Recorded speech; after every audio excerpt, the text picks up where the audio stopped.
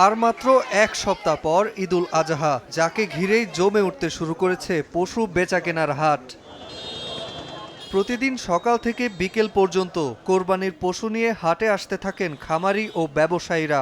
এর মধ্যে দেশি গরুর সংখ্যাই বেশি। হাটে সবচেয়ে বেশি চাহিদা ছোট ও মাঝারি গরুর। বিকেলে জমজমাট হয় বেচাকেনা। ক্রেতারা জানান, স্বাদ ও সাধ্যের সমন্বয় করে কোরবানির জন্য পশু কিনছেন। খাবার খাদ্যের দাম বেশি, গরুর দাম বেশি, সমস্ত জিনিসের তো দামই বেশি, তাহলে সে তুলনায় গরুর দাম কম। সে তুলনায় এত গরু দেশে, গরুর দাম কম। প্রচুর দেশি গরু আসছে, কোনো হাইব্রিড নেই। তবে গতবার থেকে এবারের দাম খুবই কম। পছন্দ ও সামর্থ্যে মিললেই অনেকেই কিনে নিচ্ছেন কোরবানির পশু। আবার কেউ অপেক্ষা করছেন শেষ সময়ের দামের জন্য। গত বছরের তুলনায় দাম কিছুটা বেশি বলে অভিযোগ ক্রেতাদের। গতবারের থেকে এবারে তো একটু বেশি আছেই, কিন্তু অতিরিক্ত বেশি তা না।